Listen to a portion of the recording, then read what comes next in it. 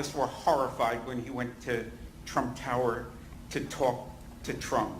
So can you sort of unwind this nexus of how he's become enmeshed in this and how people like him are used by one side or the other? Right. So Robert Kennedy Jr., the son of Robert Kennedy, is he's an anti-vaccine activist. He's the head of something called the World Mercury Project. He actually called me once to talk about this issue in an article that he eventually wrote for the Rolling Stone magazine, and it was just full of inaccuracies, and I thought it was great. I thought I actually had a great long phone conversation with Robert Kennedy Jr. He's a smart guy. I mean, it really has to be frustrating. And he's done so much good work with EDF and Riverkeepers. It doesn't make any sense to me. He had said to me, I have mothers who've come to me who are worried about this. I'm trying to understand the science of this. Could you explain this to me? And I probably talked to him for an hour on the phone. I mean, I thought, great, I am going to be having touch football games in Hyannisport soon, okay? This is all going to work out. No, and he sandbagged me. I mean, he ultimately published a paper or an article in Rolling Stone magazine, again, not one of the great medical or scientific journals, it was claiming, it was called deadly immunity. Just in his mind, I was just working for the pharmaceutical companies. I don't know. I don't understand it. He has a powerful position because of his name. He could do a lot of good, and he's choosing to do harm. I don't know why.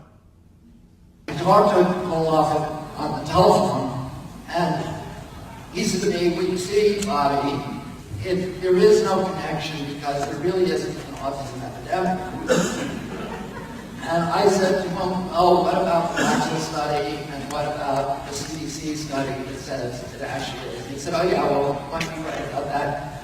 He said, "But the real problem is that asthma mercury is not persistent in the body." And I said, "Well, what about the Burbacker study?" And he went, "Oh yeah." And then he said, "Well, the real reason is that the Danish studies show that there's no connection." And I said, "Well, here's what happened in Denmark, and plus, in the vaccine court, this had happened just shortly before I had my conversation with him. The drug industry's vaccine industry's own expert in the vaccine court in Texas in the trial said that the Danish study was worthless, bogus science. Their own expert.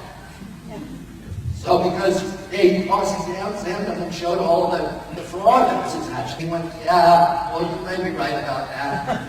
But it's the accumulation of all the evidence together that makes it so that aerosol is safe. Which, at that point, he had said so many lies to me that I didn't even call him on that, but the answer to that is 3 times 0 is 0. Right? And I thought, okay, I'm glad because I just educated this guy. Now he won't say this stuff again.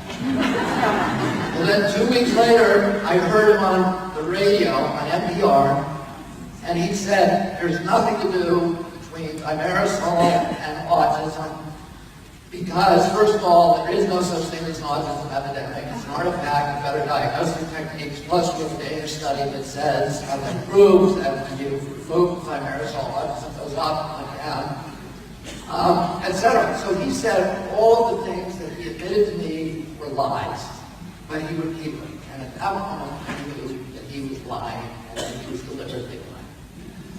So, and that got me